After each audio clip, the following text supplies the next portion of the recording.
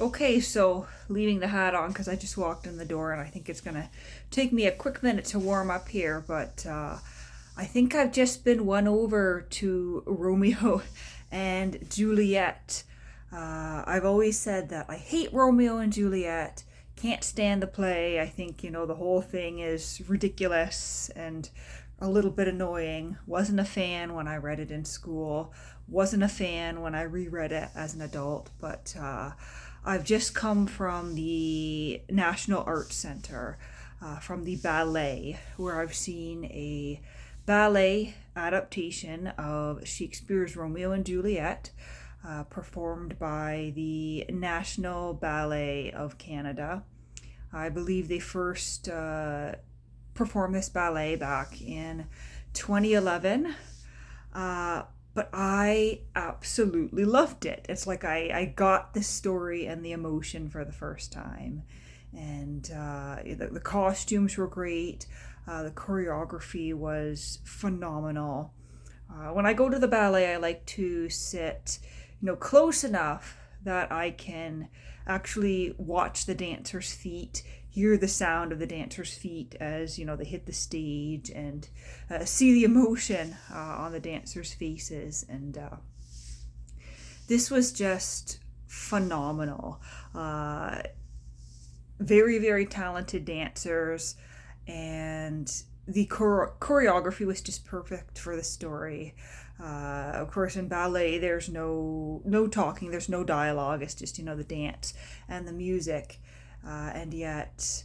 I'm not sure how it would have played out if you didn't know the story of Romeo and Juliet, but you would assume that anyone going to see a ballet of Romeo and Juliet probably has some idea of what the story is, if they have not, already been forced to read the play. But just the movements and the different dances and whatnot perfectly displayed the emotion of each and every scene.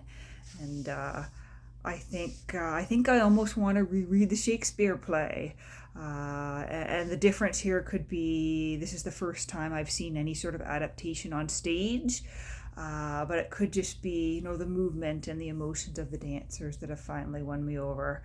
Because it's the story, but it's not the dialogue. But it did, the ballet did follow the acts of the play in the same way as you would expect. There were a few, minor tweaks here and there, things that were in the play that didn't make it into the ballet. I think mainly for logistical reasons or perhaps, stylistic choices.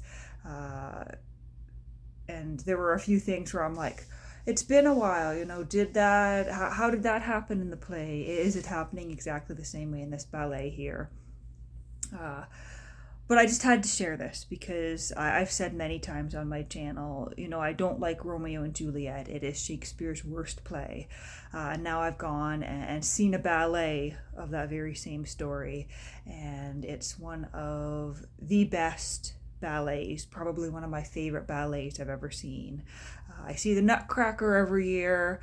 That's probably my number one. Back in, I think it was 2018 or 2019, I saw Dracula, which was probably my number two ballet. I've seen a few things here and there, Sleeping Beauty, Wizard of Oz, more contemporary ballet called Vespers. But this particular production of Romeo and Juliet is tied, if not coming in, in front of Dracula for second place there. So if you ever have the opportunity to see the National Ballet of Canada perform Romeo and Juliet, I would sincerely highly recommend it. Even if you have to go out, in minus 20-degree weather by bus to get to that ballet, I would recommend you go. And it wasn't too bad. It had warmed up from yesterday, and I had my toque, I had my scarf up over my nose, and I put on double socks and my warm coat and my boots, and it wasn't too bad out there. But yeah, it was just such a good ballet, and the costumes, these vibrant colors, and some of the dancers were wearing jewelry in certain scenes when they were meant to be the noble ladies, and it was absolutely shimmering all the way up in the balcony and then the mezzanine and whatnot. But just a great performance.